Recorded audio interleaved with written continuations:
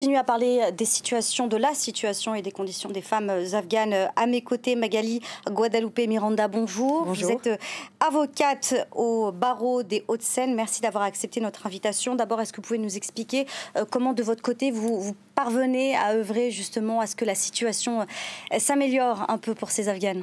Alors on essaye de bouger ciel et terre pour les faire partir. Là, je viens d'apprendre par l'un de mes confrères qu'il a une femme poétesse qui risque l'expulsion vers l'Afghanistan en Turquie.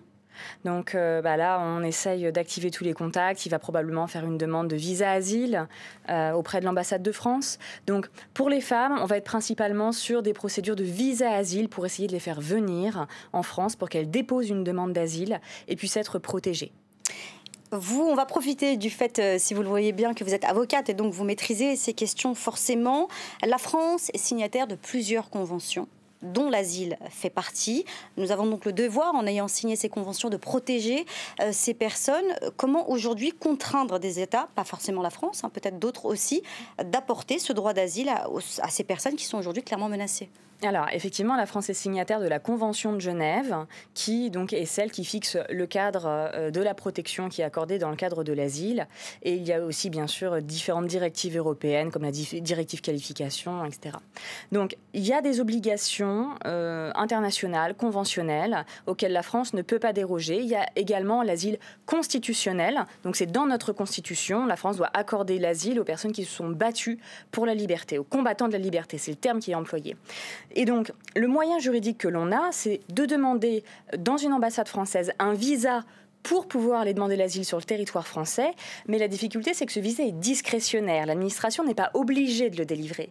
Et donc, derrière, on doit faire un contentieux auprès du tribunal administratif de Nantes pour dire qu'il y avait une erreur manifeste d'appréciation et que dans cette situation-là, on relève bien de l'asile. Donc on se base sur des décisions prises par nos juridictions d'asile, donc l'OFPRA et la Cour nationale du droit d'asile, pour démontrer que dans cette situation-là, les juridictions françaises reconnaissent que la personne est persécutée et peut bénéficier de l'asile. Pardon maître, mais dans la situation chaotique que l'on connaît aujourd'hui dans la capitale, Kaboul, et quand on connaît la situation qui se passe autour de l'ambassade de France, qui n'est aujourd'hui plus vraiment ouverte, on peut le dire. Oui. Comment faire en sorte de pouvoir suivre cette procédure et donc de déposer une demande de visa-asile? Et c'est toute la difficulté, c'est que l'ambassade de France est fermée depuis plusieurs années maintenant à Kaboul, même s'ils ont du personnel, ils ne reçoivent plus le public. Donc pour les femmes qui habitent en Afghanistan, il faut demander ce visa-asile soit auprès de l'ambassade de France à Téhéran, soit auprès de l'ambassade de France à Islamabad, mais pareil, ça fait des années qu'elle ne répond plus, soit auprès de l'ambassade de France à New Delhi, en Inde. C'est des demandes qui peuvent être faites de manière dématérialisée, mais cependant, il faut quand même un rendez-vous pour déposer son dossier. Donc c'est la croix et la bannière, et en ce moment on est en train de remuer ciel et terre et on est en train de rassembler les dossiers pour pouvoir déposer des référés liberté devant le tribunal administratif de Nantes pour, même en l'absence de toute décision, avoir quand même un moyen de les faire sortir, un laissez-passer. On envisage aussi des référés mesures utiles pour obtenir un rendez-vous à Islamabad dans un délai raisonnable, et on verra ce que ça donne, mais on est en train de constituer des dossiers pour faire un contentieux assez massif. Et comment vous parvenez à réaliser ce travail-là? On imagine qu'on a vu des gens quitter leur domicile seulement avec leurs vêtements, parfois avec rien. Comment faire pour constituer tous ces dossiers-là?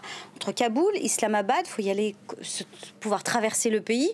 Est-ce que c'est réalisable? Est-ce que c'est possible? Alors, en pratique, traverser le pays lorsqu'on est une femme afghane, c'est impossible maintenant. C'est impossible, effectivement. Et c'est aussi pour ça que ça devient immensément urgent. C'est-à-dire, il y a encore 6 mois, on pouvait se rendre à Islamabad, sauf qu'Islamabad n'était pas ouvert, ne répondait pas. Maintenant, on ne peut carrément plus se rendre à Islamabad.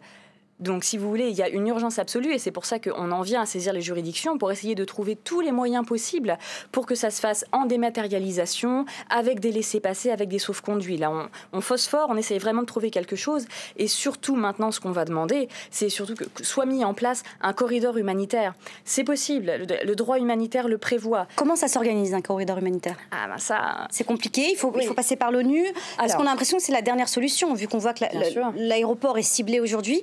comment, on a l'impression que cette dernière solution est possible, mais comment le faire? Comment la demander? Auprès de qui? Comment ça peut se faire? Alors, l'ONU l'avait envisagé en 2005.